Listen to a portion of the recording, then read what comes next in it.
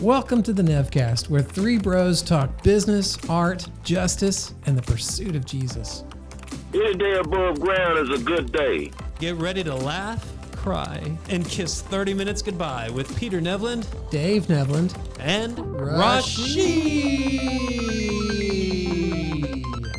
Hey, Rashi, I wanted to ask you about, I know we've kind of taken a long time to get to it, but we were talking yesterday, and you were telling me about stuff that happened to you this weekend. I thought it was pretty profound and really heart-moving, too. I know when we were talking about it yesterday, we were both crying on the phone, and not that we have to do that again or, predicting that happened, but it might. Watch.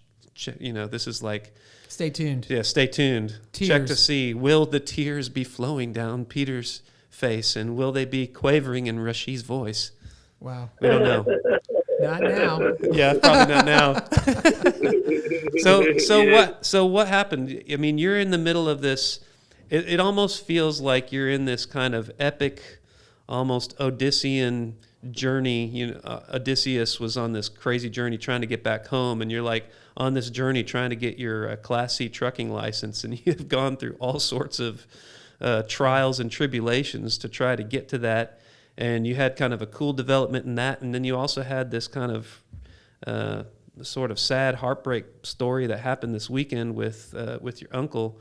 So can you kind of tell us kind of what's been going on with you, Rashi? I did not think I would hear the Odyssean analogy on trucking today. That's cool. Man, I just been a lot of stuff been going on in my life. Like God just been like showing me a lot of stuff. Like, say for instance, I was reading some stuff.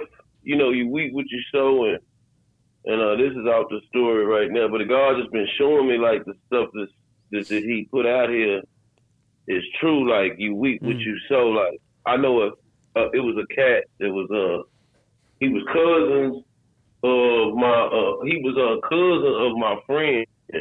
So this dude was he was a big time drug lord, right? Yeah. Big time drug lord. He did like 30 years in prison. He flipped. He came over. He became an informant. But before his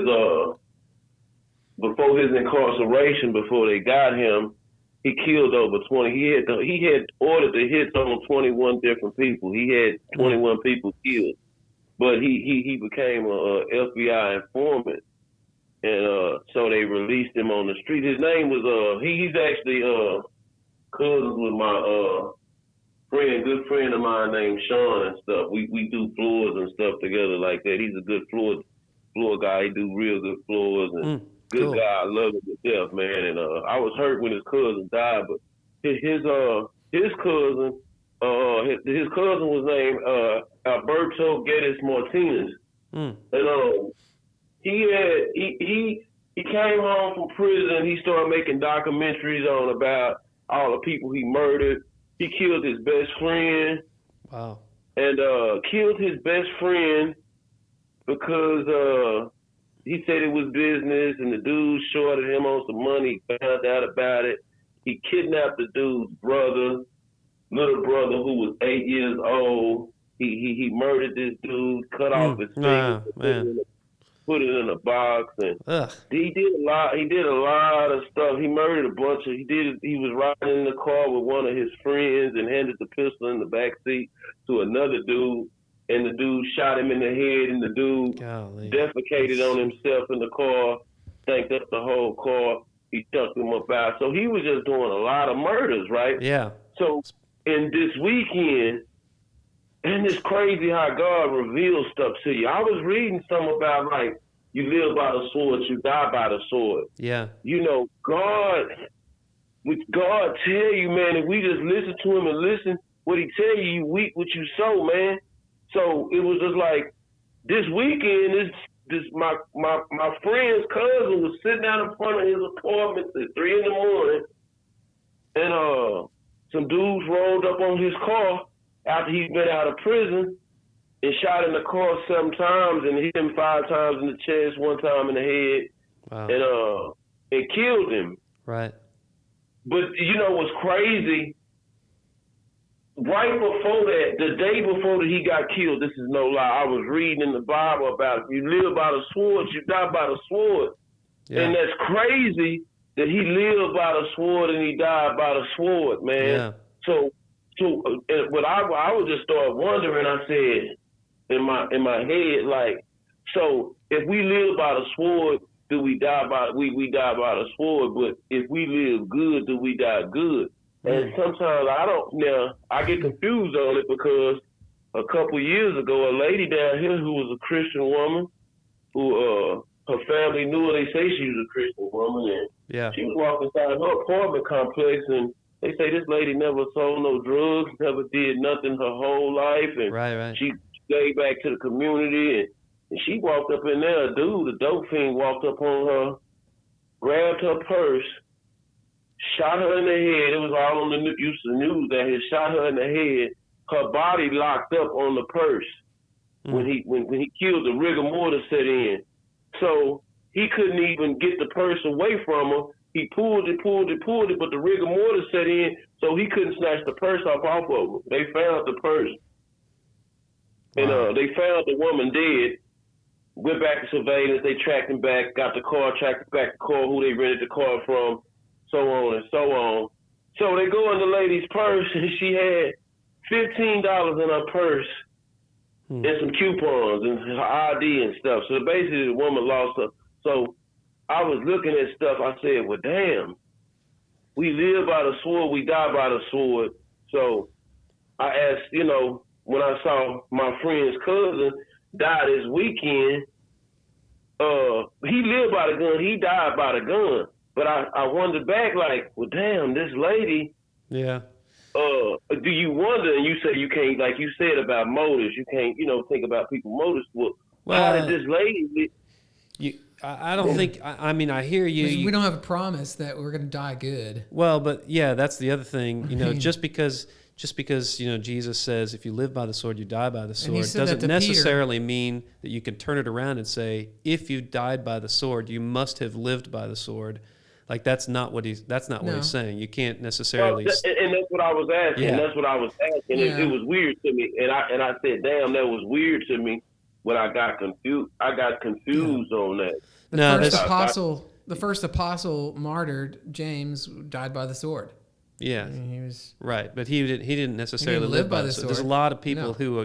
Peter. That's who Jesus said that to, for cutting off the ear of the servant. Right. When they're in Gethsemane. Well, Peter didn't die by the sword either. It was kind of worse than that. Yeah, it was crucified upside down. And I think Jesus was warning people because he's saying, look, if you start to invest yourself into violence, you're going to be surrounded by violence. It's going to end up coming back to you, and so he's warning people against that. But just because. I mean, yes, obviously, if you follow the Lord, you're gonna die well, but you might die in some injustice, and yet something in us is more powerful that can overcome even in dying in that injustice. There's love and there's life. I mean, there's so many testimonies of, early Christian martyrs who were being killed, and as they were being killed, they were just worshiping Jesus, and it changed the hearts of the people who killed them. Yeah, I mean, that's right. That's happened even in modern day as well. But pretty modern. That's Jim the song, Elliott. I have decided to follow Jesus. That's how that song came to be. Oh, right. That's a great story, but. Right. But I want. There's a whole tribe that came to Christ and still is following Christ. So Rashi, what I want to get back to though is what you were talking about with your uncle, his funeral. Yeah. Because I think that kind of ties into this.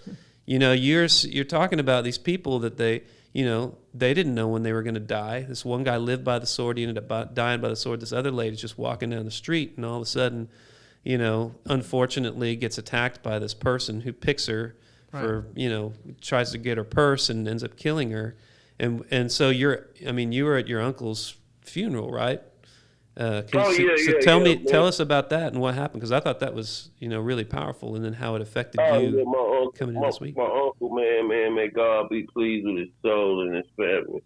Well, my other uncle, he's a preacher, and he spoke at the funeral this weekend. Yeah. He was just talking about, his sermon was on like that. We gotta get our houses clean, man.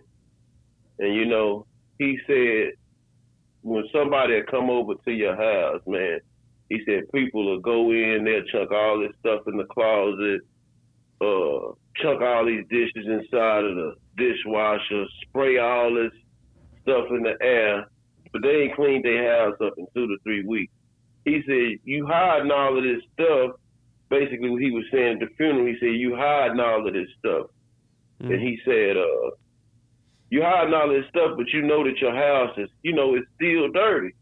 Right. So he went back to the story on Easter, and he was like, when Easter was on the cross, yeah, he said, man, the dude, they was all up there, and man, he said, he was on the cross, and he said this dude was beside Jesus, man, and he said, the dude told him, he said, look to Jesus, peace be upon him. He said, man, this man right here is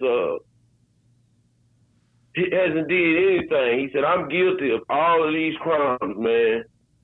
And I did all of this stuff, man, and I'm a criminal, man. I'm a criminal. I'm messed up, man. He said, man, I deserve, man, what I'm getting, right? So, he looked over at the man. He just said, he told him, he said, you didn't do anything, man. But he said, he looked at the man, and he just told him, he said, man, whatever goes on, man, or whatever happens to you, man, and these are the words, this is what my uncle said, this wasn't his words verbatim. He just said, he looked at him and he told him, he said, man, would you just remember me, man? Mm-hmm. Yeah. Would you just remember me, man, in your kingdom, man? Yeah. And after he told him this, he said, man, since you professed that and you said that, man, he said, man, you gonna sit at the table with me, man. You told him it's gonna be okay, man. He said, you gonna sit at the table with me. But it just blew my heart, man, because, you know, he said all of this stuff was going on. He just said, man, just remember me, man. Right. That's all I want you to do is just remember me. And he knew that he messed up in life and that he went through stuff, man. And he just said, man, just please remember me, man. Just remember me in your kingdom. And he said, Jesus looked over at him and he said, man, you said, you professed that, man. He said, man, you go sit at the table with me, man. Yeah. I'm sorry about that, man. No, I'm sorry about there's that. nothing to be sorry about. I mean, I think that's so awesome. You know, it's that just grace is irresistible. When it hit me as you're talking about it, think of these two guys. You know, they're both being tortured to death. They're at the weakest they possibly could be. And the one guy is recognizing that the other one is God. Yeah. He's going, there's nobody that can be tortured like this and love like you did, because Jesus was up on the cross saying, hey, forgive them. Forgive them, Father. They don't know what they're doing. And he's like, this really is the Son of God. And he's like, I'm sorry.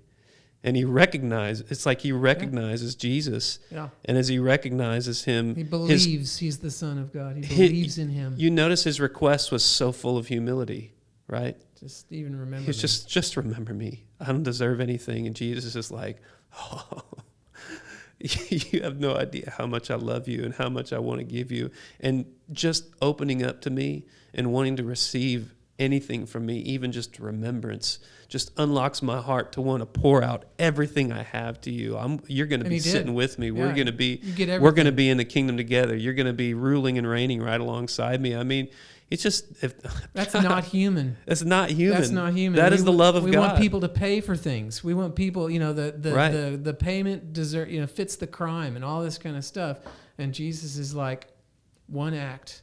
Yeah. Your one act of believing and trusting in me. Yeah. It wipes it all away. Well, and just think, this guy probably lived by the sword, and he was dying by the sword. But in dying by the sword, he recognized true love right beside him, and love ended up conquering his life by the sword, so that his legacy is no longer the sword. People don't even remember all that, the other stuff. Yeah. You think about it. What defines that guy's life now?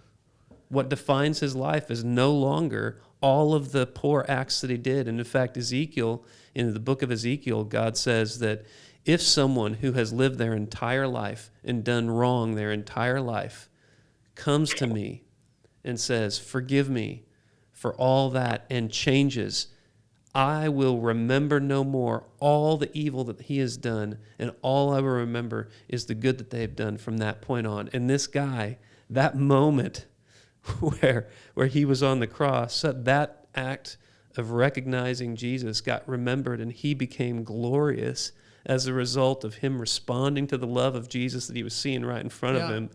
And he's with Jesus for, Jesus prophesied basically on the cross. He repeats Psalm 22, and in that psalm, it says at the end, future generations will be told about this, and they'll declare this to a people yet unborn. That's right. That just happened.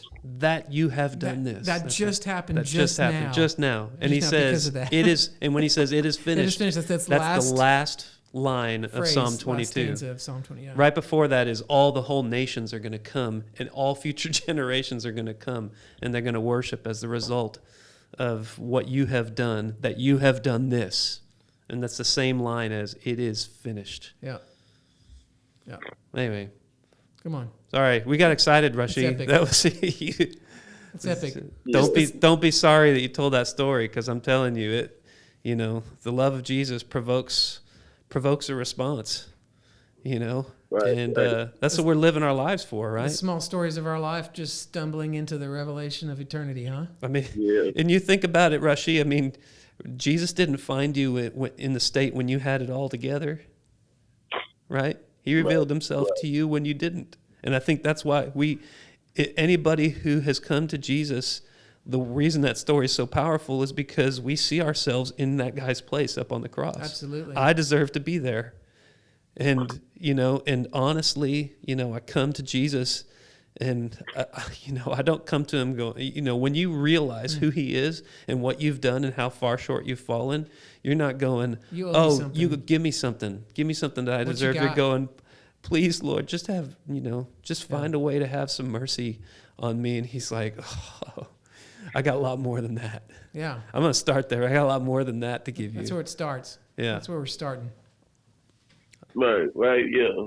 That was so deep, man. It just, when you're dying up there, and you man, I don't know, man. It's just so, you're right on that. It's just powerful, man. Just, and all that other stuff, and they just, you're hurting somebody and doing something to them, man, and you can just,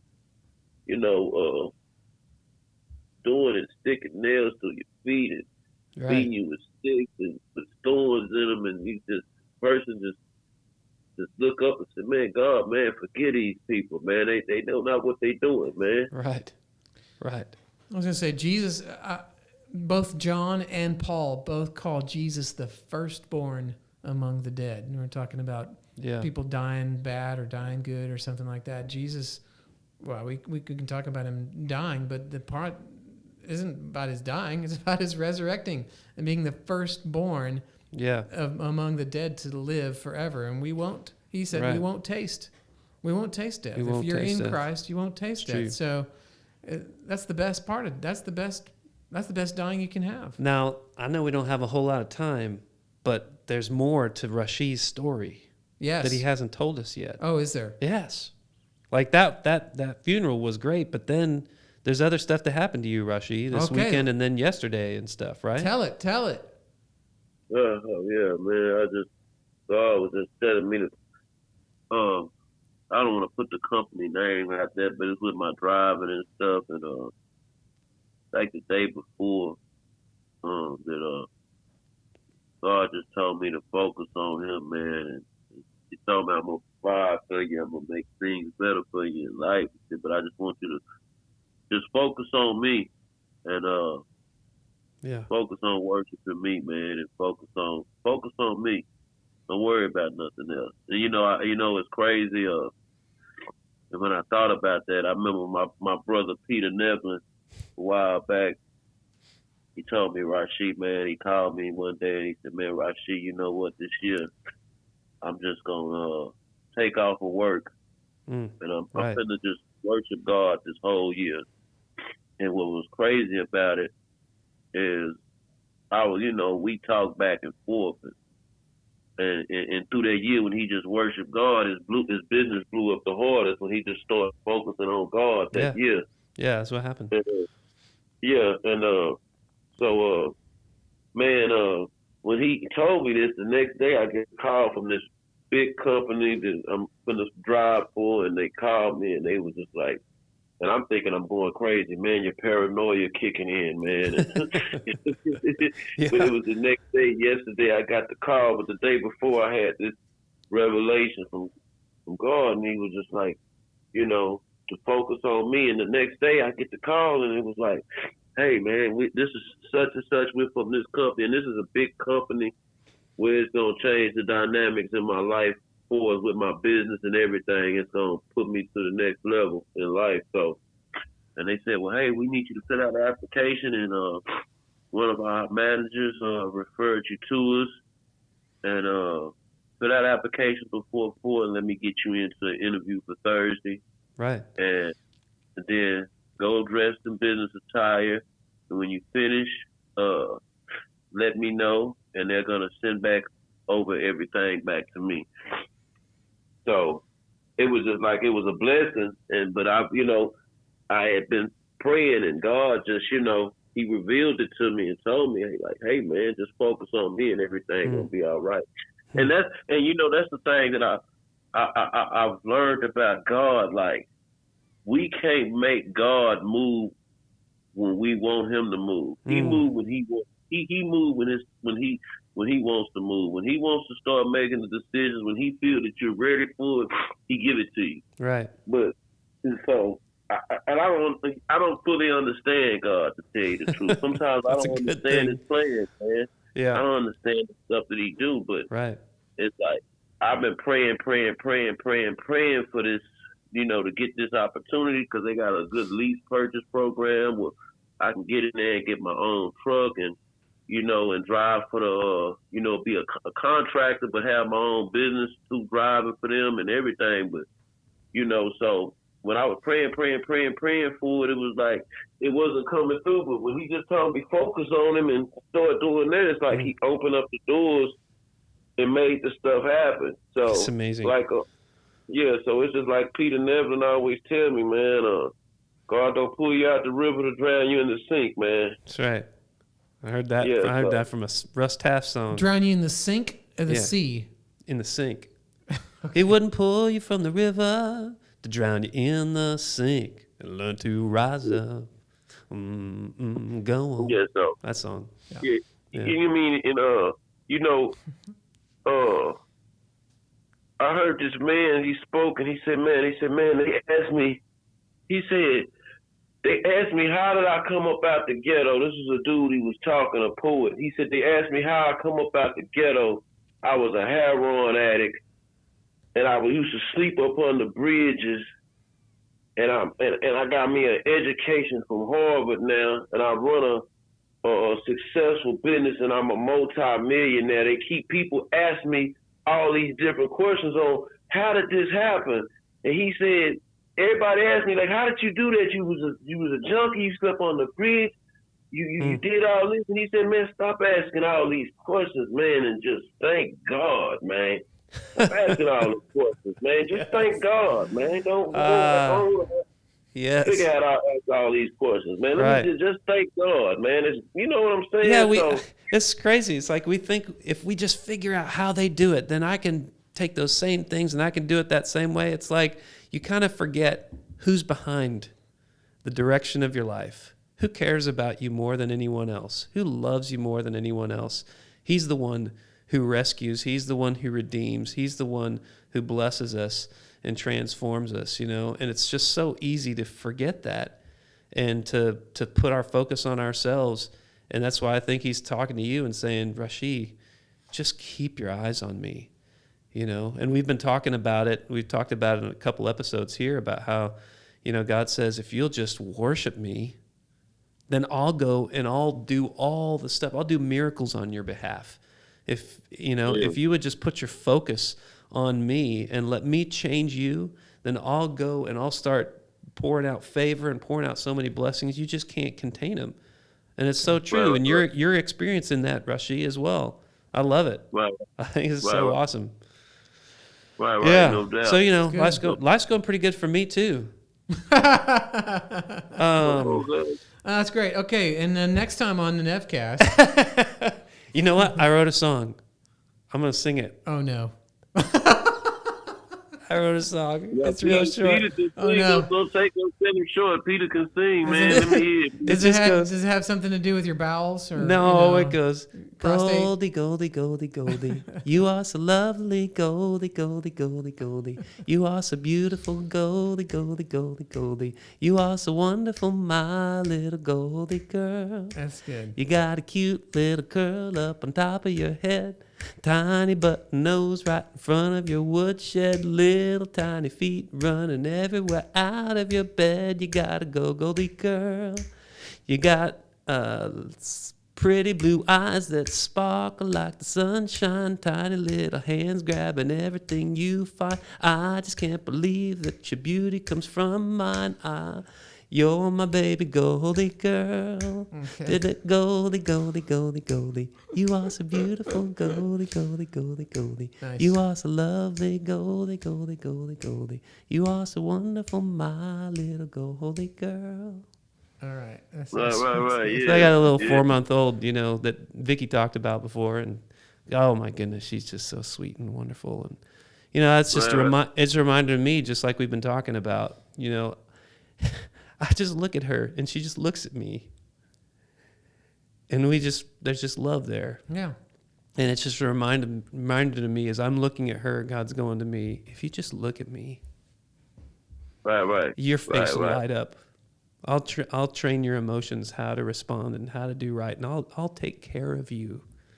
Just let me take care of you. I'm a good dad. I'm even better than you are to your little darling girl, Yeah. And God, if you haven't been sung over, if you haven't heard God sing over your life and tell you who you are and how beautiful you are, you need to hear that. Go to him. Put your eyes on him. Right. Thank him, and just watch how he responds to you, because I guarantee you it's going to be full of kindness. It's going to be full of mercy. It's going to be full of compassion and love. And man, isn't that what we need? That's what we're Amen. about. We're pursuing him. Amen. That's what we're doing here on the Nevcast. Running hard. That's right. Check us out next Wednesday, and feel free to drop us your stories or leave some comments. We'd love to hear from you, and we'll see you next time. That's it for the Nevcast this time. Join us next week when we talk justice, business, and art in pursuit of Jesus. We will see you soon.